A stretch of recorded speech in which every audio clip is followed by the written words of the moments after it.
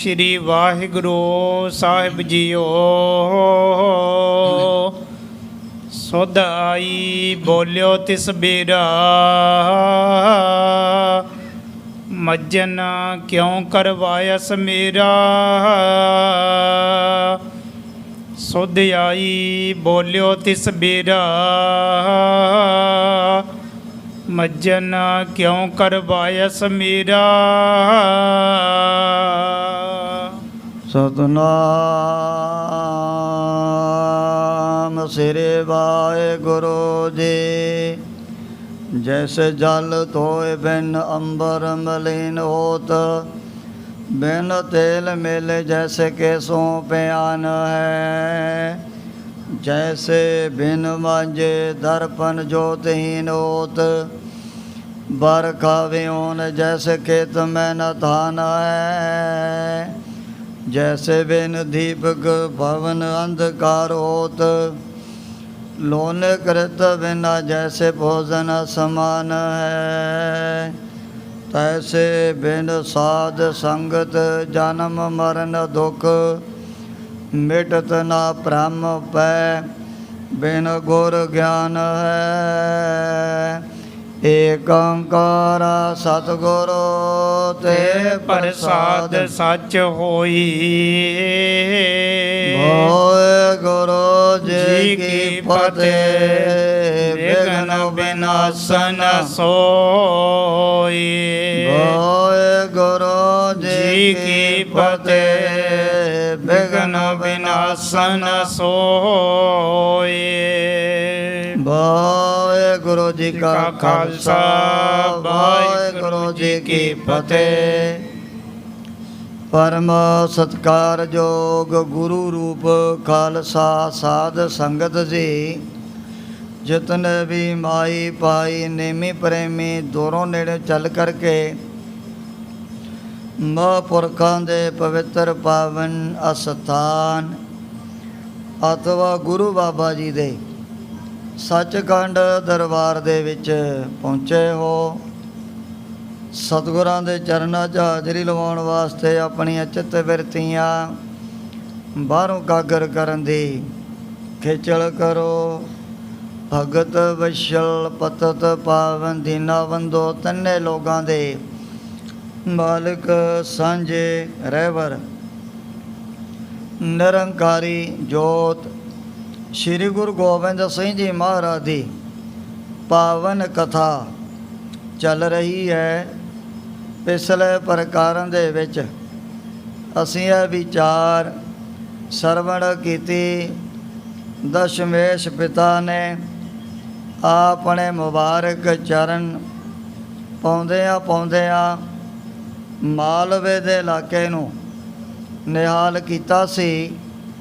जिथे भी महाराज ने डेरे लगाने उत्थे ही पिंडा नगरां चों बड़ियां संगतां अपने आप ही दर्शन करन वास्ते हाज़र हो जांदियां सी। खालसा पंथ दा जिहड़ा तेज प्रताप इहदे बारे भी जिहड़े कई इहो जे फकीर साधु महात्मा उन्होंने भी पता लग चुके है कि श्री गुरु गोबिंद सिंह जी महाराज ने एक इहो जिहा सारी दुनिया दे नालों निराला ही तीसरा खालसा पंथ साजिया। एक ब्रह्मी नाम का फकीर उन्होंने भी इस वारता के बारे पता लग चुकिया सी। जिहड़ा भावें रहिंदा है और जंगल के इलाके च बड़ी इन्हें कमाई की, पर बेचारा मौत तो डरदे होए ने पहला ही 9 हथ लंबी बड़ी मजबूत कवर तैयार कर ली। उहदे अगले पासे छोटी जी बारी भी रख ली भी जदों मरन दा टाइम आऊ मैं इस कबर दे विच प्रवेश हो जाना। पर जदों इन्हें ਸਤਿਗੁਰੂ ਜੀ ਦੇ ਚਰਨਾਂ 'ਚ ਬੇਨਤੀ ਕਰਕੇ ਇਹ ਇਲਾਹੀ ਦਾਤ ਪ੍ਰਾਪਤ ਕੀਤੀ। ਸੁਣ ਕਰਕੇ ਕਹਿਣ ਲੱਗਿਆ, ਸੱਚੇ ਪਾਤਸ਼ਾਹ ਗਰੀਬ ਨਵਾਜ, ਵੀ ਪਹਿਲਾਂ ਤਾਂ ਮੈਨੂੰ ਮਨ ਦੇ ਵਿੱਚ ਮਰਨ ਦਾ ਜਿਹੜਾ ਬੜਾ ਡਰ ਪੈਦਾ ਬੈਠਿਆ ਹੋਇਆ ਸੀ, ਪਰ ਜਦੋਂ ਦੀ ਆਪ ਨੇ ਨਾ ਮੇਰੇ ਉੱਪਰ ਰਹਿਮਤ ਕਿਰਪਾ ਕਰਤੀ ਤੇ ਹੁਣ ਤਾਂ ਕਾਲ ਦਾ ਮੇਰੇ ਮਨ ਦੇ ਵਿੱਚ ਕੋਈ ਵੀ ਡਰ ਬਾਕੀ ਨਹੀਂ ਰਿਹਾ। ਕਬੀਰ ਮੋਹ ਮਰਨੇ ਕਾ ਚਾਉ ਹੈ, ਮਰੋ ਤਾਰ ਕੈ द्वार, मत हर पूछै कौन है परा हमारा बार। सच्चे पातशाह मैं तो हुण बड़े चावां बड़ियां खुशियां दे नाल उस मौत नूं भी उਡੀਕਣ लग पिया। खंडे वाटे दे अमृत दी महिमा सुन करके दो जेड़े बाणीए प्रेमी उन्हां ने भी महाराज दे अगे हथ जोड़े सी। सतगुरु जी ने उस समय गुर सिखां नूं हुक्म कीता भी तुसीं कंडे वाटे दा अमृत तैयार करके इन्हां नूं गुरु के जहाजे चाड़ना है। जो 50 प्यारियां दे वल्लों हुण भी है मरज़ादा उपदेश संगतां नूं सुनाया जांदा है। उस वक्त इन्हां नूं शिक्षा भी 50 प्यारियां दे वल्लों दसी गई सी, जिवें नाम भी बदल दिते जाते हैं। एक दा नाम घुमे सिंह सतगुरु जी ने अपनी मुबारक रसना तो रखिया सी। सतगुरु जी चलदियां जदों अगे एक पिंड दे विच पहुँचे, जिहड़ा पहला एक दीवाना साधु जो दे सूरमे दी तलवार दा जदों लग्या वार बहुत वड्डा ना जख्म उहदे मोढे ते हो गया सी। उन्होंने देख लिया भी मेरा बचना तो है बड़ा औखा। सेवकां दासां दे अगे हथ जोड़े भी मेरा अखीर दा टाइम बहुत नेड़े आ गया है। जे मैनूं सतगुरु जी दे दर्शन करा देओ फिर मैनू भी बड़ी हो जी उच्ची पदवी प्राप्त हो जू। ये दीवाने साधु ने सतगुरु जी दे दर्शन करदियां करदियां ही अपना पंज भौतिक शरीर त्यागया। भावें सर्वागंतर जामी सतगुरु जी कह लगे भी दे लै तेरी मर्जी है, जे चाहना है तेरी असी उम्र होर बथेरी वधा देने आ। सुन करके दीवाना साधु कह लग्या, महाराज इहो जिहा सुनहरी मौका रोज़ रोज़ थोड़ो किते प्राप्त होना है। हुण मैं आप जी दे नूरानी चेहरे दे सामने दीदार करदियां अपना ये जिहड़ा जिस्म त्याग देना। कोई भी मेरे मन दे विच होर जीवन की जिहड़ी तमन्ना बाकी नहीं रही। जदों ये चेलियां नूं लग्या पता कि श्री गुरु गोबिंद सिंह जी महाराज अपने इलाके च नेड़े आ होए ने, चलो जा करके आपां गुरु जी दे कोलों अपने महंत दा जिहड़ा बदला लैने आ। इन्हां ने 50 जिहड़े अपने दीवाने साधु इकट्ठे कर ले भी जा करके आप महाराज के कोलों बदला लवांगे। पर जदों ये 50 की गिणती च अपने डेरे चों तुरता पे अधक विचाले सोचने लगे भी गुरु जी तो बहुत बड़े महान योधे सूरमे हैं। अपने विचों इयों निगाह मार के देखो भी सामने हो करके किहड़ा गुरु जी दे नाल लड़ सकेगा। उस बात इन्हां चों अद्धे तो डरदे मारे उत्थों ही वापस मुड़ गए भी जे आपां सतगुरु जी दे पास चले गए ਉੱਥੇ ਫਿਰ ਆਪਣੀ ਕੋਈ ਖੈਰ ਨਹੀਂ ਹੋਣੀ। ਯੋਧੇ ਸੂਰਮੇ ਉਹਨਾਂ ਦੇ ਵੀ ਹਰ ਵਕਤ ਤਿਆਰ ਬਰ ਤਿਆਰ ਰਹਿੰਦੇ ਹਨ। ਜਦੋਂ ਥੋੜ੍ਹਾ ਜਿਹਾ ਹੋਰ ਅੱਗੇ ਚਲੇ ਗਏ, ਉਹਨਾਂ ਵਿੱਚ ਹੋਰ ਕਈ ਵਿਚਾਰੇ ਮਾਰਨ ਤੋਂ ਡਰਦੇ ਹੋਏ ਆਪਣੇ ਡੇਰੇ ਨੂੰ ਹੀ ਵਾਪਸ ਚਲੇ ਗਏ ਸੀ।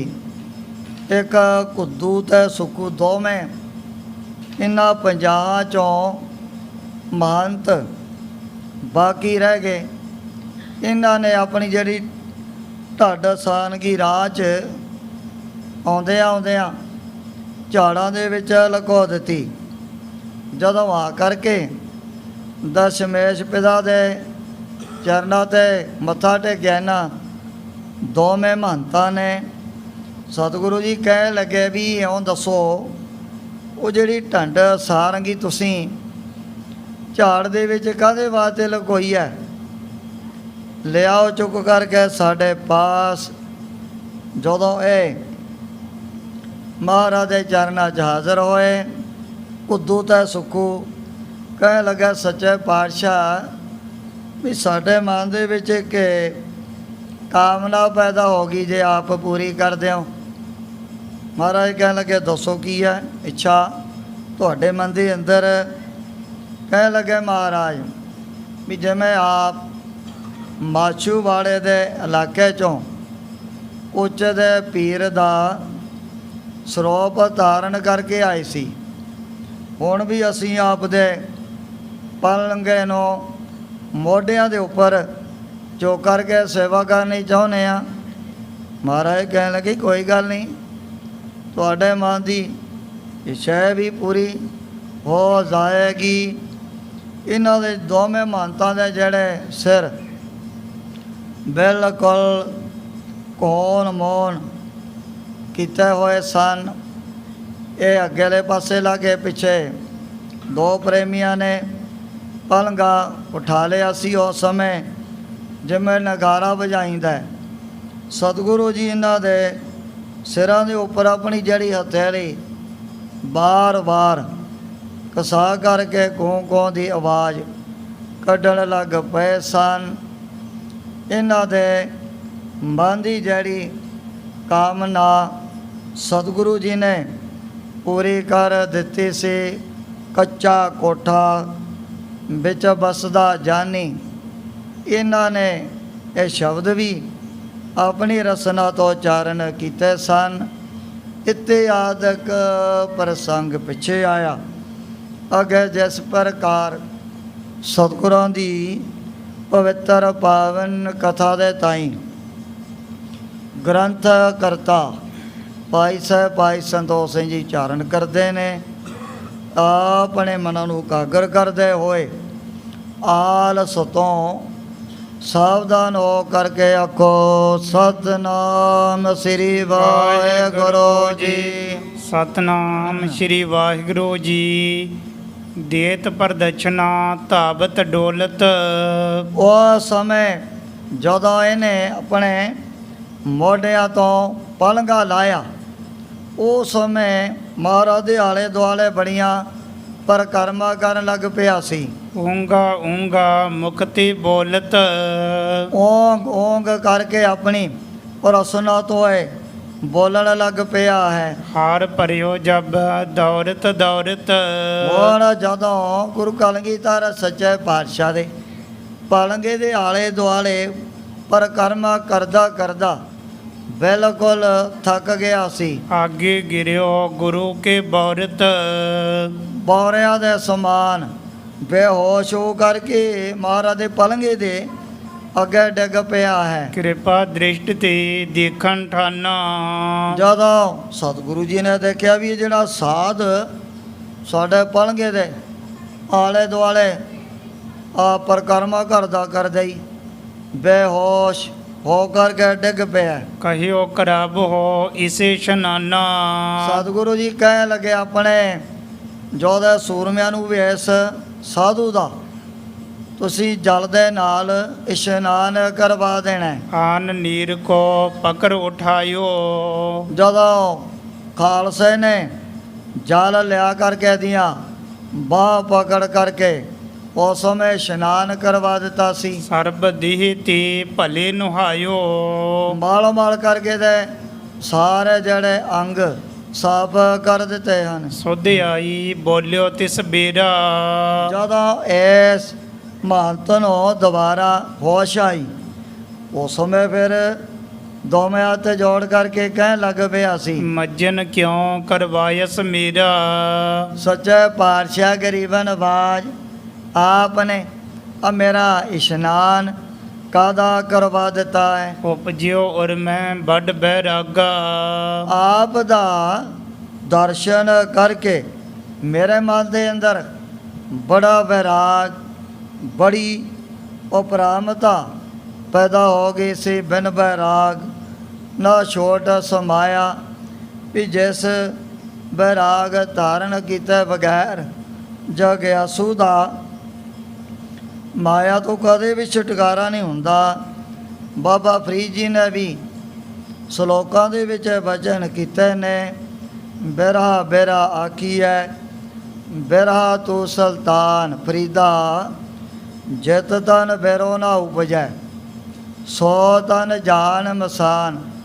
ਵੀ ਜਿਸਮ ਜਿਸ ਪ੍ਰਾਣੀ ਦੇ ਅੰਦਰ ਕੋਈ ਇਹੋ ਜਿਹਾ ਕਦੇ ਵਿਰਾਗ ਹੀ ਨਹੀਂ ਪੈਦਾ ਹੋਇਆ, ਫਰੀਦਾ ਜਿਤ ਤਨ ਬਿਰਹੋ ਨਾ ਉਪਜੈ ਸੋ ਤਨ ਜਾਨ ਮਸਾਨ। ਕਹਿੰਦੇ ਉਹ ਸਰੀਰਾਂ ਦਾ ਫਿਰ ਕਬਰਾਂ 'ਚ ਫਿਰ ਮੜੀਆਂ ਦੇ ਸਮਾਨ ਹੀ ਬਣ ਜਾਇਆ ਕਰਦਾ। ਕਬੀਰ ਬਿਰੋ ਪੁਆੰਗ ਮਨ ਵਸੈ, ਮੰਤ ਨ ਮਾਨੈ ਕੋਏ, ਆਰਾਮ ਬਿਯੋਗੀ ਨਾ ਜੀਐ। ਜੀਐ ਤਾਂ ਬੋਰਾ ਹੋਏ ਉਹ ਜੀ ਹਾਲਤ ਇਸ ਮਹੰਤ ਦੀ ਵੀ ਹੋ ਚੁੱਕੀ ਸੀ। ਅਬ ਘਟ ਗਇਓ ਭਇਓ ਲਗ ਭਾਗਾ। ਇਹਨੇ ਦੋਵੇਂ ਹੱਥ ਜੋੜ ਕਰਕੇ ਬੇਨਤੀ ਕੀਤੀ, ਮਹਾਰਾਜ ਜਦੋਂ ਦਾ ਕਰਵਾਇਆ ਇਸ਼ਨਾਨ ਮੇਰੇ ਮਨ ਦੇ ਵਿੱਚੋਂ ਜਿਹੜਾ ਬੈਰਾਗ ਉਦਾਸੀ ਬਹੁਤ ਜ਼ਿਆਦਾ ਘਟ ਗਈ ਹੈ। ਉਚਿਤ ਨਹੀਂ ਤੋ ਕਰਨ ਇਸ਼ਨਾਨਾ।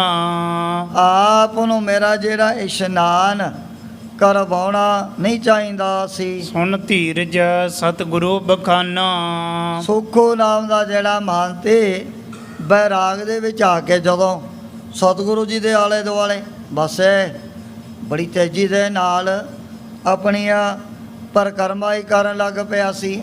ਦਇਓ ਰਜਤ ਪਾਨਾ ਇੱਕ ਚੌਕੋਨ।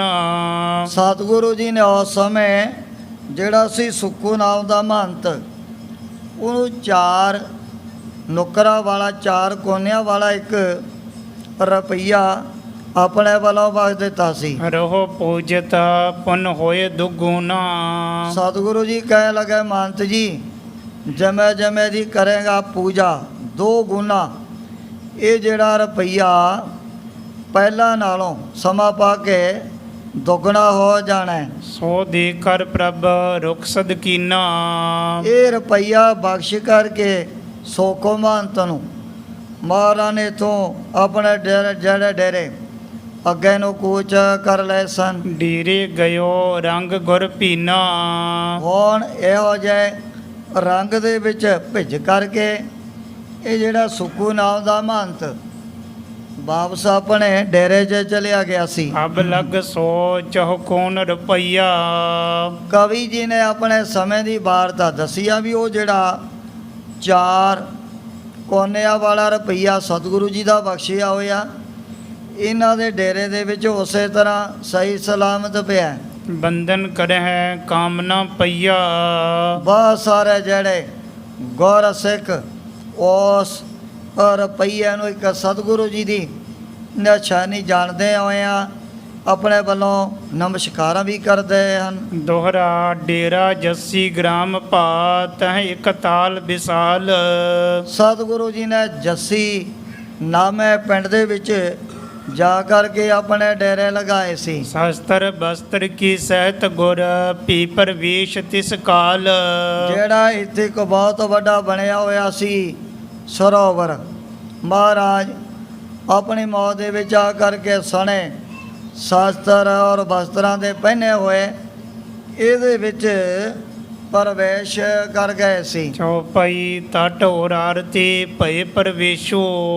ਦੇਨ ਦੁਨੀਆ ਦੇ ਮਾਲਕ ਘੋੜੇ ਤੇ ਹੋ ਕਰਕੇ ਨਾ ਸਵਾਰ ਉਰਲੇ ਕਿਨਾਰੇ ਤੋਂ ਪਾਣੀ ਸੀ ਕਾਫੀ, ਇਹਦੇ ਵਿੱਚ ਡੂੰਘਾ ਭਰਿਆ ਹੋਇਆ।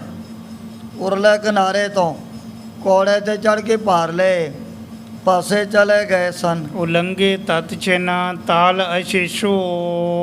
ਤੇ ਜਿਹੜਾ ਬਹੁਤ ਵੱਡਾ ਤਲਾਬ, ਉਹਨੂੰ ਮਹਾਰਾਜ ਨੇ ਥੋੜੇ ਟਾਈਮ ਦੇ ਅੰਦਰ ਅੰਦਰ ਹੀ ਪਾਰ ਕਰ ਲਿਆ ਸੀ। ਰੰਗਦਾਰ ਪੋਸ਼ਿਸ਼ ਸਰਬੰਗ।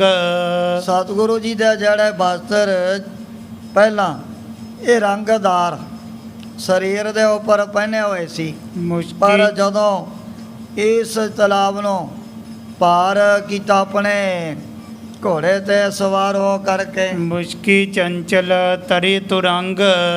ਸਤਿਗੁਰੂ ਜੀ ਦਾ ਇੱਕ ਕਾਲੇ ਰੰਗ ਦਾ ਘੋੜਾ ਜਿਹਦੇ ਉੱਪਰ ਸਵਾਰੀ ਕਰਿਆ ਕਰਦੇ ਸੀ। ਪਰਲੇ ਤੀਰ ਜਾਏ ਥਿਰ ਭਈ। ਜਦੋਂ ਮਹਾਰਾਜ ਨਿਕਲ ਕਰਕੇ ਪਾਰਲੇ ਕਿਨਾਰੇ ਤੇ ਸਾਹਮਣੇ ਖੜੇ ਹੋ ਗਏ ਹਨ, ਹੈ ਪੋਸ਼ਿਸ਼ ਉਜਲ ਹਵੈ ਗਈ। ਸਤਿਗੁਰੂ ਜੀ ਦੀ ਜਿਹੜੀ ਪੋਸ਼ਾਕ ਤੇ ਘੋੜਾ ਇਹ ਬਿਲਕੁਲ ਸਫੈਦ ਰੰਗ ਦੇ ਬਣ ਗਏ ਸਨ। ਲੋਕ ਹਜ਼ਾਰਾਂ ਪਿਖ ਬਿਸਮਾਈ। ਜਿੱਥੇ ਹੁਣ ਹਜ਼ਾਰਾਂ ਦੀ ਗਿਣਤੀ ਦੇ ਵਿੱਚ ਦੂਰੋਂ ਦੂਰੋਂ ਸੰਗਤਾਂ ਆਈਆਂ ਹੋਈਆਂ ਸੀ, ਇਹ ਦੇਖ ਕਰਕੇ ਕੌਤਕ ਸਤਿਗੁਰੂ ਜੀ ਦਾ ਮਨ ਦੇ ਵਿੱਚ ਸਾਰੀ ਬੜੇ ਹੈਰਾਨ ਹੋਣ ਲੱਗ ਪਏ ਹਨ। ਢਿੱਗ ਸਗੜੀ ਹੋਈ ਬਾਕ ਅਲਾਈ। ਸਿਆਣੇ ਸਿਆਣੇ ਪ੍ਰੇਮੀਆਂ ਨੇ ਨੇੜੇ ਹੋ ਕੇ ਸਤਿਗੁਰੂ ਜੀ ਦੇ ਅੱਗੇ ਬੇਨਤੀ ਕੀਤੀ ਸੀ। ਕੌਤਕ ਕਹਾਂ ਆਪ ਦਰਸ਼ਾਇ ਹੋ। ਸੱਚੇ ਪਾਤਸ਼ਾਹ ਵੀ ਆਪ ਦਾ ਚਰਜ ਕੌਤਕ ਦੇ ਕਰਕੇ ਇਸ ਤਾਂ ਬੜੇ ਮਨ ਦੇ ਵਿੱਚ ਹੈਰਾਨ ਰਹਿ ਗਏ ਆ। ਬਸਤਰ ਤੁਰੰਗ ਸਫੇਦ ਬਣਾਇ ਹੋ। ਆ ਤਲਾਬ ਦੇ ਵਿੱਚੋਂ ਦੀ ਨਿਕਲਣ ਕਰਕੇ ਆਪ ਦੇ ਬਸਤਰ ਤੇ ਦੂਜੇ ਨੰਬਰ ਤੇ ਘੋੜਾ ਇਹ ਤਾਂ ਹੁਣ ਬਿਲਕੁਲ ਚਿੱਟੇ ਰੰਗ ਦੇ ਬਣ ਗਏ ਹਨ। ਸਿਰ ਦਸਤਾਰ ਰਹੀ ਸੁਰਮਾਈ। ਜਿਹੜੀ ਸਤਿਗੁਰੂ ਜੀ ਨੇ ਸਿਰ ਦੇ ਉੱਪਰ ਦਸਤਾਰ ਸਜਾਈ ਹੋਈ ਸੀ, ਉਹਦਾ ਰੰਗ ਤਾਂ ਨਹੀਂ ਬਦਲਿਆ, ਉਹ ਪਹਿਲਾਂ ਦੇ ਸਮਾਨ ਸੁਰਮੇ ਰੰਗ ਦੀ ਸਾਹਮਣੇ ਦਰਸ਼ਨ ਹੋ ਰਹੇ ਸਨ। ਸੁਨ ਸ਼੍ਰੀ ਪ੍ਰਭ ਸਭ ਸਨ ਕਹਿ ਦਈ। ਇਹ ਸੁਣ ਕਰਕੇ ਸਤਿਗੁਰੂ ਜੀ ਨੇ ਫਿਰ ਇਹ ਬਚਨ ਸਾਰਿਆਂ ਨੂੰ ਦੱਸੇ ਸਨ ਵਿਚਰਤ ਰਾਮਚੰਦ ਇਤ ਆਈ। ਵੀ ਜਦੋਂ ਤ੍ਰੇਤਾ ਤੈ ਮਾਣਿਓ ਰਾਮ ਰਗਵੰਸ ਕਾਇਓ। ਤ੍ਰੇਤਾ ਯੁਗ ਦੇ ਅਵਤਾਰ ਵਿਚਰਦੇ ਉਹ ਵੀ ਇਸ ਜਗ੍ਹਾ ਤੇ ਪਹੁੰਚੇ ਸਨ। यहाँ स्नान कीन हर खाई। ਜਦੋਂ ਭਗਵਾਨ ਉਹ ਰਾਮਚੰਦਰ ਜੀ ਨੇ ਆ ਕਰਕੇ ਇਸ ਸਰੋਵਰ ਦੇ ਵਿੱਚ ਇਸ਼ਨਾਨ ਕੀਤਾ ਸੀ, तब को इह तीर्थ बहु पावन। ਸਤਿਗੁਰੂ ਜੀ ਕਹਿਣ ਲੱਗੇ ਵੀ ਉਦੋਂ ਤੋਂ ਇਹ ਜਿਹੜਾ ਸਰੋਵਰ ਬਹੁਤ ਵੱਡਾ ਇੱਕ ਤੀਰਥ ਦਾ ਰੂਪ ਬਣ ਚੁੱਕਿਆ ਹੈ। पूर्वी समा कियो हम पावन। ਅਸੀਂ ਪੁਰਬੀ ਦੇ ਟਾਈਮ ਤੇ ਜਦੋਂ ਇਹਦੇ ਵਿੱਚ ਜਾ ਕਰਕੇ ਇਸ਼ਨਾਨ ਕੀਤਾ ਸੀ, जाते बिसद वस्त्र है भयो। ਇਸ ਕਰਕੇ ਸਾਡੇ ਜਿਹੜੇ ਆ ਵਸਤਰ ਬਿਲਕੁਲ ਚਿੱਟੇ ਰੰਗ ਦੇ ਹੋ ਚੁੱਕੇ ਹਨ। पूर्वी ते फल पावन कयो। ਇਹ ਪੁਰਬੀ ਦਾ ਰੋਜ਼ ਆਉਣ ਦੇ ਕਾਰਨ ਇਹ ਫਲ ਸਾਨੂੰ ਪ੍ਰਾਪਤ ਹੋਇਆ, ਪਰ ਸਤਿਗੁਰੂ ਜੀ ਤਾਂ ਆਪ ਹੀ ਖੁਦ ਤੀਰਥਾਂ ਨੂੰ ਪਵਿੱਤਰ ਕਰਨ ਵਾਲੇ ਹਨ। ਗੰਗਾ ਜਮਨਾ ਗੋਦਾਵਰੀ ਸਰੋਸਤੀ ਤੇ ਕਰੇ ਤੋਰ ਉਦਮ ਸਾਧੂ ਕੀ ਤਾਈ। ਕਿਲ ਵਿਖ ਮੈਲ ਪਰੇ ਪਰੇ ਹਮਰੇ ਵਿੱਚ ਹਮਰੇ ਮੈਲ ਸਾਧੂ ਕੀ ਤੋਰ ਗਵਾਈ।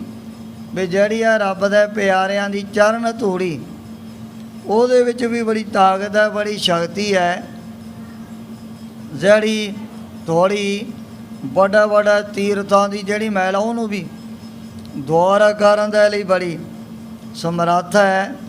ਪਰ ਸਤਿਗੁਰੂ ਜੀ ਨੇ ਇਸ ਬਹਾਨੇ ਦੁਆਰਾ ਜੋ ਹੈ ਸਰੋਵਰ ਬਹੁਤ ਵੱਡਾ ਬਣਿਆ ਹੋਇਆ, ਉਹਨੂੰ ਵੀ ਪਵਿੱਤਰ ਕਰ ਦਿੱਤਾ ਸੀ। बग्गा सर तीर्थ को नामो।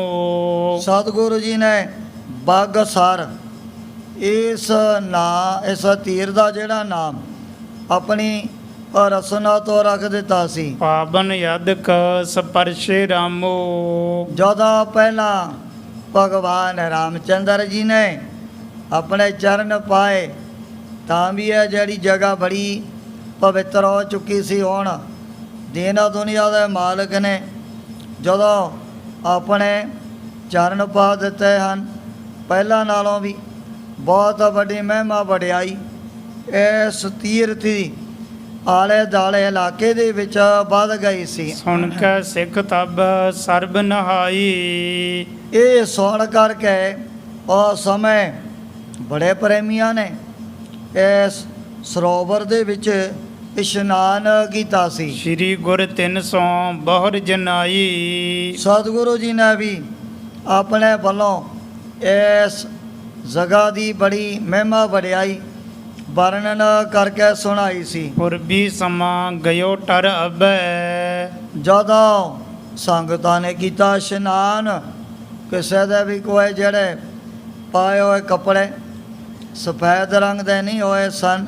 ਸਤਿਗੁਰੂ ਜੀ ਕਹਿਣ ਲੱਗੇ ਵੀ ਉਹ ਜਿਹੜਾ ਟਾਈਮ ਹੁਣ ਬਤੀਤ ਹੋ ਚੁੱਕਿਆ ਹੈ। ਨਹੀਂ ਮਹਾਤਮਾ ਪ੍ਰਾਪਤ ਸਭੈ। ਹੁਣ ਤੀਰਥਾਂ ਤੇ ਜਾ ਕਰਕੇ ਹਰੇਕ ਨੂੰ ਕੋਈ ਜ਼ਿਆਦਾ ਮਹਾਤਮ ਹਰੇਕ ਦਾ ਪਹਿਲਾਂ ਫਲੇ ਨਹੀਂ ਪ੍ਰਾਪਤ ਕਰ ਸਕਦਾ।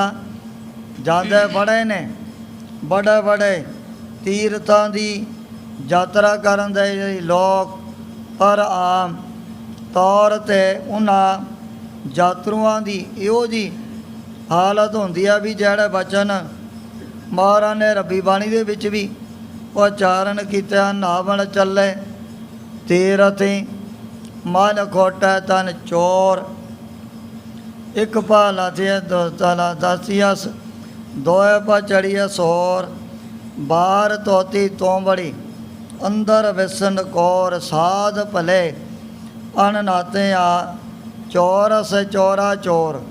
ਸਤਿਗੁਰੂ ਜੀ ਕਹਿਣ ਲੱਗੇ ਵੀ ਸ਼ਰਧਾ ਭਾਵਨਾ ਤੋਂ ਬਗੈਰ ਹੋਰ ਤੀਰਥਾਂ ਤੇ ਇਸ਼ਨਾਨ ਕਰਕੇ ਕੋਈ ਹਰੇਕ ਫਲ ਪ੍ਰਾਪਤ ਨਹੀਂ ਕਰ ਸਕਦਾ ਹੈ। ਚੱਲ ਕਰ ਪੋਨਾ ਡੇਰੇ ਮਹਿ ਆਈ। ਇਹ ਤੋਂ ਚੱਲ ਕੇ ਸਤਿਗੁਰੂ ਜੀ ਵਾਪਸ ਆਪਣੇ ਡੇਰੇ ਦੇ ਵਿੱਚ ਪਹੁੰਚ ਗਏ ਸਨ। ਖਰੀ ਹੋਈ ਕਹਿ ਸਭਨ ਸੁਨਾਈ। ਮਹਾਰਾਜ ਨੇ ਖੜਿਆ ਹੋ ਕੇ ਇਸ ਪਾਵਨ ਸਥਾਨ ਤੇ ਬਚਨ ਕੀਤੇ ਆਪਣੀ ਰਸਨਾ ਤੋਂ। ਜੱਸੀ ਆਈ ਚੱਲੇ ਗੁੜ ਖਾਈ ਚੱਲੀ। ਜੱਸੀ ਆਏ ਚਲੇ ਗੁੜ ਖਾਏ ਚਲੇ।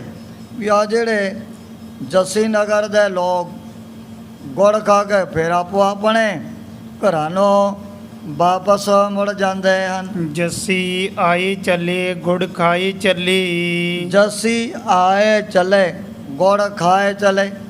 ਇਹ ਜਿਹੜੇ ਬਚਨ ਦਸ਼ਮੇਸ਼ ਪਿਤਾ ਨੇ ਜਦੋਂ ਕਈ ਵਾਰ ਸਾਰੀਆਂ ਸੰਗਤਾਂ ਦੇ ਸਾਹਮਣੇ ਕੀਤੇ ਸਨ, ਜੱਸੀ ਆਏ ਚਲੇ ਗੁੜ ਖਾਏ ਚਲੇ, ਵੀ ਜਿਹੜੇ ਨੇ ਜੱਸੀ ਪਿੰਡ ਦੇ ਬਸਣ ਵਾਲੇ ਲੋਕ ਗੁੜ ਖਾ ਖਾ ਕੇ ਆਪੋ ਆਪਣੇ ਘਰਾਂ ਨੂੰ ਵਾਪਸ ਮੁੜੀ ਜਾਂਦੇ ਹਨ। ਦੋਇ ਤ੍ਰੈ ਬਾਰੀ ਕਹਿਓ ਸੁਨਾਈ। ਜਦੋਂ ਇਹ ਬਚਨ ਮਹਾਰਾਜ ਨੇ ਆਪਣੀ ਮੌਤ ਦੇ ਵਿੱਚ ਆ ਕੇ 2-3 ਵਾਰ ਰਸਨਾ ਤੋਂ ਉਚਾਰਨ ਕੀਤੇ ਸੀ। ਤੂਸ਼ਨ ਰਹੀ ਸਕਲ ਬਿਸਮਾਈ। ਹੁਣ ਸਾਰੀਆਂ ਸੰਗਤਾਂ ਮਹਾਰਾਜ ਦੇ ਸਾਹਮਣੇ ਚੁੱਪ ਕਰਕੇ ਖੜੀਆਂ ਹੋ ਗਈਆਂ ਸਨ। ਬੀਤ ਗਈ ਜਬ ਘਟਕਾ ਚਾਰੀ। ਸੁਣ ਕਰਕੇ ਮਹਾਰਾਜ ਦੀ ਆਵਾਜ਼ ਕਿਸੇ ਨੇ ਕੋਈ ਆਪਣੇ ਵੱਲੋਂ ਸਵਾਲ ਜਵਾਬ ਨਹੀਂ ਕੀਤਾ। ਜੱਸੀ ਆਏ ਚਲੇ ਗੁੜ ਖਾਏ ਚਲੇ।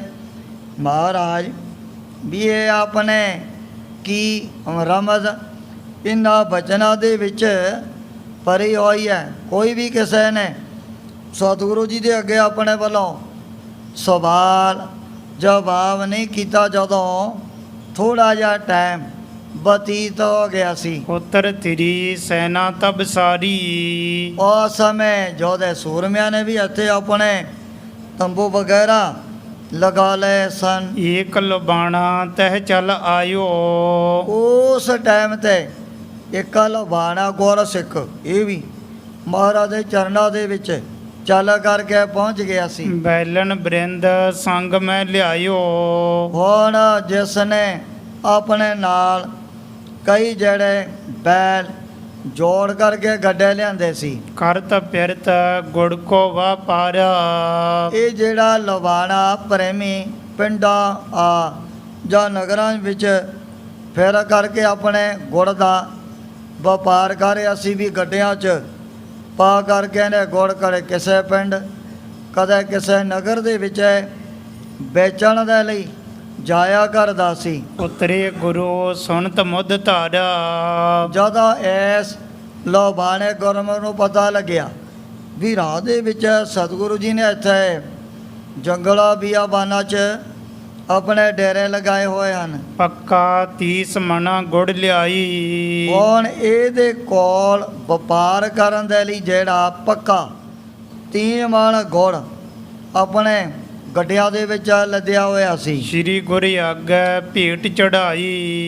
ਇਹ ਸਾਰਾ ਹੀ ਜਿਹੜਾ ਪੱਕਾ 30 ਮਣ ਗੁੜ ਲਿਆ ਕੇ ਨੇ ਸਤਿਗੁਰੂ ਜੀ ਦੇ ਚਰਨਾਂ 'ਚ ਹੀ ਭੇਟਾ ਕਰ ਦਿੱਤਾ ਹੈ। ਕਰ ਬੰਧਨ ਕੋ ਦਰਸ਼ਨ ਪਾਇਓ। ਮਹਾਰਾਜ ਨੂੰ ਨਮਸਕਾਰ ਕਰਕੇ ਫਿਰ ਨੂਰਾਨੀ ਚਿਹਰੇ ਦਾ ਦਰਸ਼ਨ ਕਰਨ ਲੱਗ ਪਿਆ ਸੀ। ਹਿਰਦੇ ਆਨੰਦ ਜਨਮ ਸਫਲ ਆਇਓ। ਸਤਿਗੁਰੂ ਜੀ ਦਾ ਦੀਦਾਰ ਕਰਕੇ ਬੜਾ ਆਨੰਦ, ਬੜੀ ਖੁਸ਼ੀ ਇਹਦੇ ਹਿਰਦੇ ਦੇ ਅੰਦਰ ਪੈਦਾ ਹੋ ਗਈ ਹੈ। ਖੁਸ਼ੀ ਕਰੀ ਗੁਰ ਪੂਰੀ ਆਸਾ। ਜਦੋਂ ਇਹਨੇ ਹੁਣ ਪੱਕਾ 30 ਮਣ ਗੁੜ ਸਤਿਗੁਰੂ ਜੀ ਦੀ ਸੇਵਾ ਦੇ ਵਿੱਚ ਪੈਦਾ ਕੀਤਾ, ਇਹ ਦੇ ਕਰਕੇ ਮਹਾਰਾਜ ਵੀ ਬੜੇ ਪ੍ਰਸੰਨ ਹੋ ਗਏ ਸਨ। ਅੰਤ ਸਮੇਂ ਕੋ ਦੀ ਪਰਵਾਸਾ।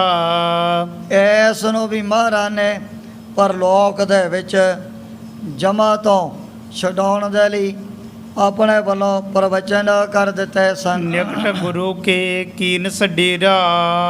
ਇਸ ਲਵਾਣੇ ਪ੍ਰੇਮੀ ਨੇ ਮਹਾਰਾਜ ਦੇ ਨੇੜੇ ਉੱਥੇ ਆਪਣੇ ਡੇਰੇ ਲਗਾ ਦਿੱਤੇ ਸੀ। ਏਕ ਨਿਸਾ ਕੋ ਕੀਨ ਬਸੇਰਾ। ਇੱਕ ਰਾਤ ਇਹਨੇ ਮਹਾਰਾਜ ਦੇ ਨੇੜੇ ਰਹਿ ਕਰਕੇ ਬਤੀਤ ਕੀਤੀ ਹੈ। ਤਿਸ ਦਿਨ ਰਸਤ ਨਹੀਂ ਵਰਤਾਈ। ਉਸ ਦਿਨ ਮਹਾਰਾਜ ਨੇ ਫਿਰ ਹੋਰ ਕੋਈ ਵੀ ਜਿਹੜੀ ਰਸਤ ਬਸਤ ਲੰਗਰਾਂ ਦੇ ਵਿੱਚ ਤਿਆਰ ਕਰਕੇ ਨਹੀਂ ਵਰਤਾਈ ਸੀ। ਜਿਤ ਕਯਚੈ ਗੁੜ ਦੀਏ ਸਭ ਤਾਈ। ਜੋ ਵੀ ਕਿਸੇ ਨੂੰ ਕੋਈ ਭੁੱਖ ਲੱਗਦੀ ਹੈ ਉਹ ਫਿਰ ਮਹਾਰਾਜ ਦੇ ਕੋਲੋਂ ਗੁੜ ਲੈ ਕਰਕੇ ਛਕ ਲੈਂਦੇ ਹਨ। ਨਹੀਂ ਦੇਗ ਪੀ ਤਿਸ ਦਿਨ ਹੋਈ। ਉਸ ਦਿਨ ਲੰਗਰ ਦੇ ਵਿੱਚ ਨਾ ਪ੍ਰਸ਼ਾਦੇ, ਨਾ ਦਾਲਾਂ, ਨਾ ਕੋਈ ਸਬਜ਼ੀਆਂ, ਨਾ ਖੀਰ ਵਗੈਰਾ ਨਹੀਂ ਤਿਆਰ ਕੀਤੇ ਸਨ। ਗੁੜ ਕੋ ਖਾਈ ਰਹੇ ਸਭ ਕੋਈ। ਹੁਣ ਸਾਰਿਆਂ ਨੇ ਗੁੜ ਖਾ ਕੇ ਆਪਣੇ ਪੇਟ ਦੀ ਜਿਹੜੀ ਭੁੱਖ ਦੂਰ ਕਰ ਲਈ ਹੈ। ਸਕਲ ਤੁਰੰਗ ਨਾ ਦਈ ਨਿਹਾਰੀ। ਇਸੇ ਤਰ੍ਹਾਂ ਘੋੜਿਆਂ ਨੂੰ ਵੀ ਮਹਾਰਾਜ ਨੇ ਆਗਿਆ ਕਰਤੀ ਵੀ ਗੁੜ ਦੀਆਂ ਬਣਾ ਕਰਕੇ ਨਿਹਾਰੀਆਂ ਇਹਨਾਂ ਨੂੰ 4 ਦੇਣੀਆਂ ਹਨ। ਦੇਗ ਕਰੀ ਅਗਲੇ ਦਿਨ ਭਾਰੀ।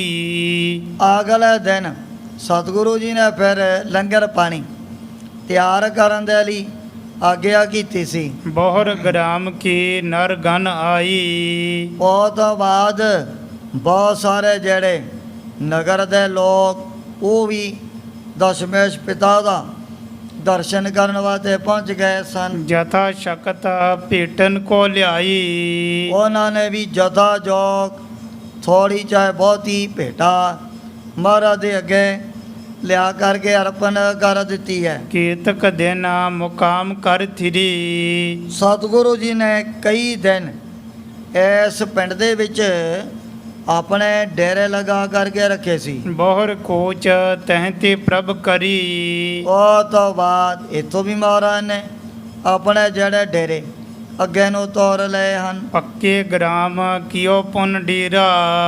ਚਲਦਿਆਂ ਚਲਦਿਆਂ ਸਤਿਗੁਰੂ ਜੀ ਨੇ ਪੱਕੇ ਕਰਾਮ ਪਿੰਡ ਦੇ ਵਿੱਚ ਜਾ ਕਰਕੇ ਆਪਣੇ ਬਾਹਰਲੇ ਪਾਸੇ ਖੁੱਲੀ ਜਗ੍ਹਾ ਤੇ ਡੇਰੇ ਲਗਾ ਦਿੱਤੇ ਨੇ। ਏਕ ਨਿਸਾ ਤਹਿ ਬਸੀ ਬਸੀਰਾ। ਇੱਕ ਜਿਹੜੀ ਰਾਤ ਪੱਕੇ ਪਿੰਡ ਦੇ ਵਿੱਚ ਸਤਿਗੁਰੂ ਜੀ ਨੇ ਰਹਿ ਕਰਕੇ ਬਤੀਤ ਕੀਤੀ ਹੈ। ਗੁਰ ਤੁਰੰਗ ਜਹ ਲਾਭਨ ਕੀਨ। ਜਿੱਥੇ ਜੋਧੇ ਸੂਰਮਿਆਂ ਨੇ ਇਹ ਸਤਿਗੁਰੂ ਜੀ ਦੇ ਘੋੜਿਆਂ ਨੂੰ ਨਾ ਬੰਨਣ ਵਾਸਤੇ ਕੱਚੀ ਜਗ੍ਹਾ 'ਚ ਆਪਣੇ ਕਿੱਲੇ ਗੱਡੇ ਹੋਏ ਸੀ। ਮੇਖ ਤਹਾਂ ਗਾਡੀ ਧਰਤੀਨ। ਤਿੰਨ ਜਿਹੜੀਆਂ ਮੇਖਾਂ, ਤਿੰਨ ਕਿੱਲੇ ਘੋੜਿਆਂ ਨੂੰ ਬੰਨਣ ਵਾਸਤੇ ਗੱਡੇ ਹੋਏ ਸਨ। ਤਿੰਨੋਂ ਜੰਡ ਹਰੇ ਹੋਏ ਗਏ। ਜੋ ਇਹਨਾਂ ਨੇ ਜੰਡ ਦੇ ਨਾਲੋਂ ਕਿੱਲੇ ਘੜ ਕੇ ਧਰਤੀ ਦੇ ਵਿੱਚ ਗੱਡੇ, ਸਮਾਂ ਪਾ ਕਰਕੇ ਉਹਦੇ ਵਿੱਚੋਂ ਫਿਰ ਜੰਡ ਦੇ ਹੀ ਜਿਹੜੇ ਦਰਖਤ ਪੈਦਾ ਹੋ ਗਏ ਸੀ। ਅਬ ਲੋ ਖਰੀ ਨਰਨ ਦਰਸਈ। ਨਰਨ ਦਰਸੈ, ਕਵੀ ਜੀ ਕਹਿੰਦੇ ਨੇ ਵੀ ਜਿਨ੍ਹਾਂ ਗੁਰ ਸਿੱਖਾਂ ਨੇ ਕੀਤੇ ਨੇ ਦਰਸ਼ਨ ਉਹਨਾਂ ਜੰਡਾਂ ਦੇ ਦਰਖਤਾਂ ਦੇ, ਉਹਨਾਂ ਨੇ ਆ ਕੇ ਦੱਸਿਆ ਵੀ ਉਹ ਜਿਹੜੇ ਤਿੰਨ ਜੰਡ ਦੇ ਕਿਲਿਆਂ ਦੇ ਵਿੱਚੋਂ ਤਿੰਨ ਇਹ ਜਿਹੜੇ ਬ੍ਰਿਛ ਪੈਦਾ ਹੋਏ ਸੀ ਉਹ ਹੁਣ ਤੱਕ ਬੜੇ ਹਰੇ ਭਰੇ ਉਸ ਜਗ੍ਹਾ ਤੇ ਖੜੇ ਹਨ। ਉਨ ਤਹਿ ਤੇ ਕਰ ਕੋਚ ਭਿਆਨੀ।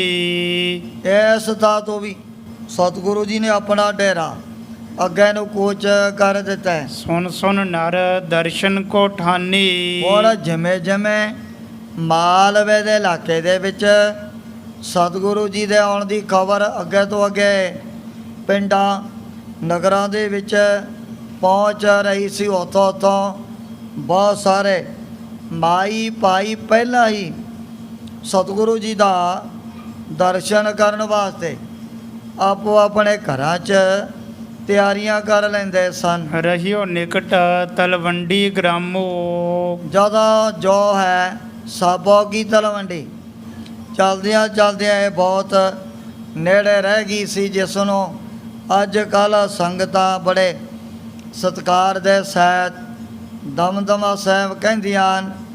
ਪਹਿਲਾਂ ਇਹਦਾ ਜਿਹੜਾ ਨਾਮ ਸਾਬੋ ਕੀ ਤਲਵੰਡੀ ਸਾਰੇ ਇਲਾਕੇ 'ਚ ਪੱਕਿਆ ਹੋਇਆ ਸੀ। ਤਹਾਂ ਜਹਾਂ ਬਸੀ ਡੱਲਾ ਕਰ ਧਾਮੋ। ਹੁਣ ਇਸ ਇਲਾਕੇ ਦੇ ਵਿੱਚ ਭਾਈ ਡੱਲਾ ਜੀ ਚੌਧਰੀ ਸਰਦਾਰ ਬਣ ਕਰਕੇ ਨੇ ਵੀ ਆਪਣੇ ਬਹੁਤ ਵੱਡੇ ਘਰ ਬਣਾਏ ਹੋਏ ਸਨ। ਸਾਬੋ ਕੀ ਰਾਹਕ ਗਨ ਜੀਤੀ। ਹੁਣ ਸਾਬੋ ਕੀ ਤਲਵੰਡੀ ਦੇ ਵਿੱਚ ਜਿਤਨੇ ਵੀ ਕਿਸਾਨ ਜਾਂ ਫਿਰ ਜ਼ਿਮੀਂਦਾਰ ਭਾਈਚਾਰਾ ਰਿਹਾ ਕਰਦਾ ਸੀ, ਤਿਸ ਕੇ ਅਨੁਸਾਰੀ ਰਹਿ ਤੇਤੀ। ਹੁਣ ਇਹ ਸਾਰੇ ਜਿਹੜੇ ਕਿਸਾਨ ਜ਼ਿਮੀਂਦਾਰ ਚਾਹੇ ਕੋਈ ਛੋਟਾ ਚਾਹੇ ਵੱਡਾ ਹੈ, ਇਹ ਭਾਈ ਡੱਲੇ ਦੀ ਆਗਿਆ ਦੇ ਵਿੱਚ ਚੱਲਿਆ ਕਰਦੇ ਸੀ। ਤਿੰਨ ਸੁਨ ਕਰ ਸਤਿਗੁਰ ਆਗਵਨੂ। ਹੁਣ ਜਦੋਂ ਭਾਈ ਡੱਲੇ ਚੌਧਰੀ ਨੂੰ ਪਤਾ ਲੱਗ ਗਿਆ ਵੀ ਦਸ਼ਮੇਸ਼ ਪਿਤਾ ਤਾਂ ਇੱਥੇ ਮੇਰੇ ਨੇੜੇ ਹੀ ਪਹੁੰਚੇ ਹੋਏ ਹਨ, ਆਏ ਨਿਕਟ ਦੁਸ਼ਟ ਦਲ ਦਬਨੂ। ਜੋ ਸਤਿਗੁਰੂ ਜੀ ਦੁਸ਼ਟਾਂ ਪਾਪੀਆਂ ਜ਼ਾਲਮਾਂ ਦਾ ਨਾਸ਼ ਕਰਨ ਵਾਲੇ ਹਨ, ਪਵਨ ਪਵਨ ਪ੍ਰਤ ਮਾਨਵ ਪਠ ਕੈ। ਉਸ ਵਕਤ ਜਿਤਨੇ ਵੀ ਘਰ ਜ਼ਿਮੀਂਦਾਰਾਂ ਦੇ ਸਾਬੋ ਕੀ ਤਲਵੰਡੀ ਦੇ ਵਿੱਚ ਵਸਣ ਵਾਲੇ ਸੀ, ਇਹਨੇ ਆਪਣਾ ਨੌਕਰ ਭੇਜਿਆ, ਆਗਿਆ ਕਰੀ ਵੀ ਇਕੱਲੇ ਇਕੱਲੇ ਘਰ 'ਚੋਂ ਇੱਕ ਇੱਕ ਜਿਹੜਾ ਪ੍ਰਾਣੀ ਮੈਂ ਆਪਣੇ ਨਾਲ ਲੈ ਕਰਕੇ ਜਾਣਾ ਹੈ। ਰਾਹਕ ਸਕਲ ਹਕਾਰ ਇਕੱਠ ਕੈ ਕੈ। ਇੱਕ ਇੱਕ ਪਰਿਵਾਰ ਦੇ ਵਿੱਚੋਂ ਇਹਨੇ ਇੱਕ ਇੱਕ ਜਿਹੜਾ ਮੈਂਬਰ ਆਪਣੇ ਪਾਸ ਬੁਲਾ ਲਿਆ ਸੀ। ਸ਼ਸਤਰ ਧਾਰ ਤਤ ਛਿਨ ਚੱਲ ਆਈ। ਇਹਨਾਂ ਦੇ ਹੱਥਾਂ ਦੇ ਵਿੱਚ ਸ਼ਸਤਰ ਵੀ ਪਕੜਾ ਦਿੱਤੇ ਹਨ। ਸੋ ਪਟ ਚਤਰ ਛਤ ਕੋ ਸਮੁਦਾਈ। ਹੁਣ 400 ਗਿਣਤੀ ਦਾ ਜਿਹੜਾ ਇਹਨੇ ਜ਼ਿਮੀਂਦਾਰ ਆਪਣੇ ਯੋਧੇ ਸੂਰਮੇ ਤਿਆਰ ਕਰ ਲਏ ਸਨ ਮਹਾਰਾਜ ਦਾ ਦਰਸ਼ਨ ਕਰਨ ਦੇ ਲਈ। ਗਮਨਿਓ ਮਿਲ ਸਭ ਸੰਗ ਅਗਾਰੀ। ਹੁਣ ਆਪ ਇਹ 400 ਯੋਧੇ ਸੂਰਮੇ ਦੇ ਅੱਗੇ ਉਕਰ ਕੇ ਜਾ ਰਿਹਾ ਹੈ। ਆਦਰ ਹੀਤ ਭਾਉ ਕਰ ਭਾਰੀ। ਹੁਣ ਭਾਈ ਡੱਲਾ ਚੌਧਰੀ ਇਹ ਬਹੁਤ ਅੱਗੇ ਜਾ ਕਰਕੇ ਹੀ ਦਸ਼ਮੇਸ਼ ਪਿਤਾ ਦਾ ਬੜਾ ਆਪਣੇ ਵੱਲੋਂ ਮਾਣ ਸਤਿਕਾਰ ਕਰਨਾ ਚਾਹੁੰਦਾ ਹੈ ਵੀ ਮੈਂ ਬੜੇ ਅਦਬ ਸਤਿਕਾਰ ਦੇ ਸਹਿਤ ਸਤਿਗੁਰੂ ਜੀ ਨੂੰ ਆਪਣੇ ਮਹਿਲਾਂ ਦੇ ਵਿੱਚ ਲੈ ਕਰਕੇ ਆਉਣਾ ਹੈ। ਆਬਤ ਚੜੇ ਰੂਪ ਸੁਖ ਕੰਦਾ, ਸੁੱਖਾਂ ਦੇ ਦਾਤੇ ਸਤਿਗੁਰੂ ਜੀ ਬਹੁਤ ਤਕੜੇ ਨਰੋਏ ਲੰਮੇ ਕੱਦ ਵਾਲੇ ਘੋੜੇ ਦੇ ਉੱਪਰ ਚੜ ਕਰਕੇ ਆ ਰਹੇ ਸੀ। ਦੇਖਤ ਸਭ ਕੀ ਅਦਕ ਆਨੰਦਾ, ਜਦੋਂ ਦੂਰੋਂ ਹੀ ਇਹਨਾਂ ਨੇ ਫਿਰ ਗੁਰੂ ਕਲਗੀਧਰ ਸੱਚੇ ਪਾਤਸ਼ਾਹ ਦਾ ਦਰਸ਼ਨ ਕੀਤਾ। ਸਾਰਿਆਂ ਦੇ ਹਿਰਦਿਆਂ ਦੇ ਵਿੱਚ ਬੜਾ ਆਨੰਦ, ਬੜਾ ਇੱਕ ਤਰ੍ਹਾਂ ਦਾ ਜਿਹੜਾ ਉਤਸ਼ਾਹ ਪੈਦਾ ਹੋ ਗਿਆ ਸੀ। ਜਿਸ ਮਿਲਿਆ ਮਨ ਹੋਏ ਆਨੰਦ ਸੋ ਸਤਿਗੁਰ ਕਹੀਏ। ਇਹ ਕਾਮਲ ਗੁਰੂ ਦੀ ਨਿਸ਼ਾਨੀ ਹੈ ਵੀ ਦਰਸ਼ਨ ਕਰਨ ਦੇ ਨਾਲ ਹੀ ਜਗਿਆਸੂਆਂ ਦੇ ਜਿਹੜੇ ਹਿਰਦੇ ਹੀ ਖੇੜੇ ਦੇ ਵਿੱਚ ਆ ਜਾਂਦੇ ਨੇ। ਜਿਸ ਮਿਲਿਆ ਮਨ ਹੋਏ ਆਨੰਦ ਸੋ ਸਤਿਗੁਰ ਕਹੀਏ। ਮਨ ਕੀ ਦੁਬਦਾ ਬਿਨਸ ਜਾਏ ਹਰ ਪਰਮ ਪਦ ਲਈਐ। ਜਦੋਂ ਦੂਰੋਂ ਭਾਈ ਡੱਲੇ ਚੌਧਰੀ ਦੇ ਸਮੇਤ ਜੋ ਵੀ 400 ਜ਼ਿਮੀਦਾਰ ਇੱਕ ਯੋਧੇ ਸੂਰਮਿਆਂ ਦੇ ਸਮਾਨ ਬਣ ਕਰਕੇ ਗਿਆ ਸੀ। ਇਹਨਾਂ ਦੇ ਮਨ ਦੇ ਵਿੱਚ ਵੀ ਬੜੇ ਜਿਹੜੇ ਖੇੜਾ ਪੈਦਾ ਹੋ ਗਏ ਨੇ। ਦੀ ਕਰ ਭੇਟ ਚਰਨ ਅਰਬਿੰਦੰ, ਸਾਰਿਆਂ ਨੇ ਪਹਿਲਾਂ ਤਾਂ ਜਥਾ ਜੋਗ ਮਹਾਰਾਜ ਦੇ ਅੱਗੇ ਆਪਣੀ ਭੇਟਾ ਅਰਪਣ ਕੀਤੀ। ਉਹ ਤੋਂ ਬਾਅਦ ਬੜੀ ਸ਼ਾਂਤੀ ਸ਼ਹਿਦ ਦੇ ਨਾਲ ਉਹ ਕੱਲਾ ਫਿਰ ਸਤਿਗੁਰੂ ਜੀ ਦੇ ਚਰਨਾਂ 'ਤੇ ਮੱਥਾ ਟੇਕਣ ਲੱਗ ਪਿਆ ਸੀ।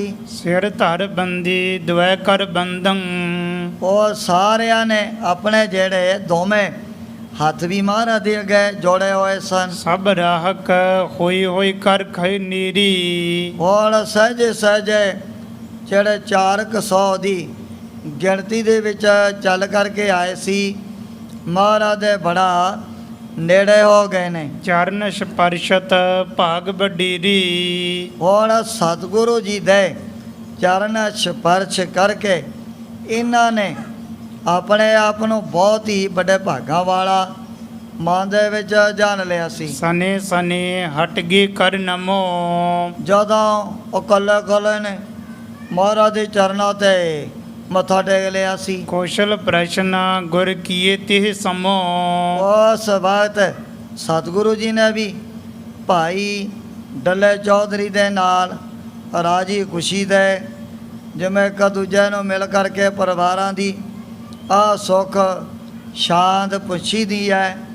ਇਹੋ ਜਿਹੇ ਬੜੇ ਬਚਨ ਬਿਲਾਸ ਸਤਿਗੁਰੂ ਜੀ ਨੇ ਭਾਈ ਡੱਲੇ ਚੌਧਰੀ ਦੇ ਨਾਲ ਕੀਤੇ ਸੀ। ਜੁਤ ਬਾਂਧਵ ਗਨ ਤਬ ਪਰਿਵਾਰਾ, ਆਪ ਸਤਿਗੁਰੂ ਜੀ ਨੇ ਪੁੱਛਿਆ ਭਾਈ ਡੱਲਾ ਚੌਧਰੀ ਤੋਂ ਆਪਣੇ ਪਰਿਵਾਰਾਂ ਰਹਿਤੇਦਾਰਾਂ ਦੇ ਸਮੇਤ ਰਾਜੀ ਖੁਸ਼ੀ ਬਸ ਰਿਹਾ ਹੈ। ਇਹ ਅਰੋਗ ਕੌਮ ਵੱਡ ਭਾਰਾ, ਸੱਚੇ ਪਾਤਸ਼ਾਹ ਵੀ ਜਦੋਂ ਆਪ ਦੇ ਦਰਸ਼ਨ ਕੀਤੇ ਹੋ ਗਏ ਫਿਰ ਉੱਥੇ ਤਾਂ ਸਾਰੇ ਸੁੱਖ ਆਪਣੇ ਆਪ ਹੀ ਚੱਲ ਕਰਕੇ ਆ ਜਾਂਦੇ ਹਨ। ਸ਼੍ਰੀ ਪ੍ਰਭ ਕਿਰਪਾ ਆਪ ਕੀ ਪਾਈ, ਸੱਚੇ ਪਾਤਸ਼ਾਹ ਜਦੋਂ ਆਪ ਨੇ ਬੜੀਆਂ ਰਹਿਮਤਾਂ ਬਖਸ਼ਿਸ਼ਾਂ ਸਾਡੇ ਵਰਗਿਆਂ ਉੱਪਰ ਕੀਤੀਆਂ ਹੋਣ ਫਿਰ ਉੱਥੇ ਆ ਜਿਹੜੇ ਦੁਨਿਆਵੀ ਸੁੱਖਾਂ ਦੀ ਕਿਵੇਂ ਘਾਟ ਰਹਿ ਸਕਦੀ ਹੈ। ਸਭ ਵਿਦ ਕੁਸ਼ਲ ਗ੍ਰਾਮ ਸਮੁਦਾਈ, ਆਪ ਦੀ ਕਿਰਪਾ ਆਪ ਦੀ ਰਹਿਮਤ ਦੁਆਰਾ ਸਾਡੇ ਇਲਾਕੇ ਦੇ ਸਾਰੇ ਜਿਹੜੇ ਪਿੰਡ ਨਗਰ ਬੜੀ ਸੁੱਖ ਸਾਂਦ ਦੇ ਨਾਲ ਬਸ ਰਹੇ ਨੇ। ਦਰਸ਼ਨ ਸ਼੍ਰੀ ਮੂਲ ਅਬ ਪਾਵਾ, ਜਿਹੜੇ ਹੁਣ ਆਪ ਹੀ ਖੁਦ ਸੁੱਖਾਂ ਦੇ ਮੂਲ ਕਾਰਨ ਹਨ। ਜਦੋਂ ਉਹਨਾਂ ਦੇ ਦਰਸ਼ਨ ਕੀਤੇ ਹੋ ਜਾਣ ਉੱਥੇ ਫਿਰ ਇਹੋ ਜਿਹੇ ਸੁੱਖਾਂ ਦੀ ਘਾਟ ਕਦੇ ਵੀ ਪੈਦਾ ਨਹੀਂ ਹੋ ਸਕਦੀ ਹੈ। ਸੁਨ ਆਗਵਨ ਆਨੰਦ ਵਧਾਵਾ, ਸੱਚੇ ਪਾਤਸ਼ਾਹ ਵੀ ਜਦੋਂ ਆਪ ਦਾ ਸੁਣਿਆ ਆਪ ਦਾ ਹੋਣਾ ਮੈਂ ਇਲਾਕੇ ਦੇ ਵਿੱਚ ਸੁਣਿਆ ਵੀ ਸਤਿਗੁਰੂ ਜੀ ਦਾ ਸਾਡੇ ਮਾਲਵੇ ਦੇ ਇਲਾਕੇ ਦੇ ਵਿੱਚ ਨੇੜੇ ਹੀ ਪਹੁੰਚੇ ਹੋਏ ਹਨ। ਹੁਣ ਜਿਸ ਪ੍ਰਕਾਰ ਇਹਨਾਂ ਨੇ ਵੀ ਆਪਣੇ ਵੱਲੋਂ ਬੇਨਤੀ ਕਰਨੀ ਹੈ, ਉਸ ਪਰਸਾਂ ਦੀ ਵਿਚਾਰ ਕੇ ਕੀਤੀ ਜਾਏਗੀ। ਇਉਂ ਸ੍ਰੀ ਗੁਰੂ ਗੋਬਿੰਦ ਸਿੰਘ ਜੀ ਮਹਾਰਾਜ ਗੁਰਤਾ ਗੱਦੀ 'ਤੇ ਬਿਰਾਜਮਾਨ ਹੋ ਕਰਕੇ ਆਪਣੇ ਪਵਿੱਤਰ ਉਪਦੇਸ਼ ਅਤੇ ਦਰਸ਼ਨਾਂ ਦੁਆਰਾ ਬੜ ਭਾਗੇ ਗੁਰ ਸਿੱਖਾ ਤਾਈ ਨੇ ਹਾਲ ਕਰ ਰਹੇ ਨੇ। ਕਿਤਕ ਦੂਰ ਤਲਵੰਡੀ ਰਹੀ, ਉਤਰ ਭਰੀ ਪਿਖ ਸੁਨ ਥਲ ਤਹੀ। ਕਿਤਕ ਦੂਰ ਤਲਵੰਡੀ ਰਹੀ, ਉਤਰ ਭਰੀ ਪਿਖ ਸੁਨ ਥਲ ਤਹੀ। ਏ ਚੌਥੇ ਪਾਰ ਬ੍ਰਹਮ ਅਵਨਾਸੀ ਅਗਨਾਸ